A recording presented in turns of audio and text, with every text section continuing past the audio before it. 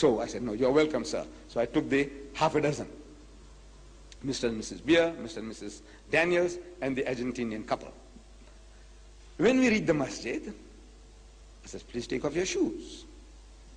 I know it's an inconvenience we are causing the people, but it has to be done. So I said, do you know why you're taking off your shoes, sir? He says, no. I said, you remember when Moses was on Mount Sinai, God spoke to him and he said, draw not nigh hither, put off thy shoes from off thy feet, for the place whereon thou standest is holy ground. Of course, if they were Afrikaners, I would have said, en hy sê, moenie nader kom nie, trek jou skoene van jou voete af, want die plek waar jy opstaan is heilige grond.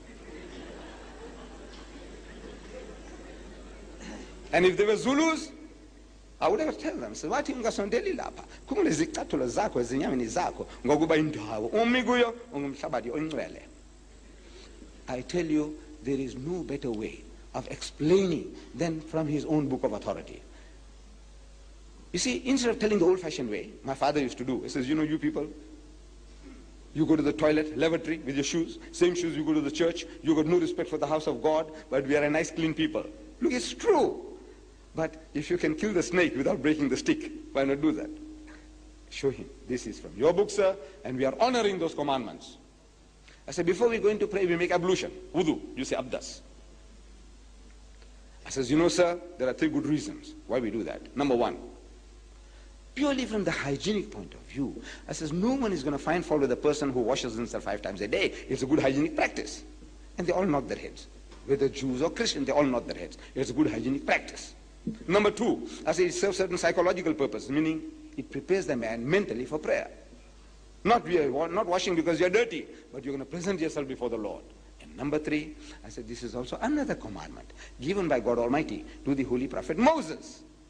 In the book of Exodus, that is the 2nd book of the Bible, it is written, and Moses and Aaron and their sons washed their hands and their feet thereat. When they went into the tent of the congregation, they washed as the Lord commanded Moses. So I said, we Muslims are still fulfilling another biblical commandment. Though we haven't got the label of a Jew, nor yet that of a Christian, yet in all humility we claim that we are more Jewish than the Jews and more Christians than the Christians. In this, that we are trying to follow in the footsteps of the prophets. It went down so beautifully, so beautifully. Went inside the masjid, time for salat, so sit down at the back, made them to sit against the wall, and they watched the Muslim at prayer. And I came and referred to them that everything that we did, including the sujood, was in your book, sir. It is in his book. I says, you remember, you read there, it says, and Abraham fell on his face and prayed to God. I'm quoting from the Old Testament of the Christians. And Abraham fell on his face and prayed to God. And I quote again, and Moses and Aaron fell on their faces and prayed to God. And again, and Joshua fell on his face and prayed to God. When we come to the New Testament, we read that towards his last days on earth, Jesus Christ, he went to the Garden of Gethsemane and he said to his disciples, wait and watch, pass up. And he went a little further and fell on his face and prayed to God. Ask them, how does a man fall on his face and pray?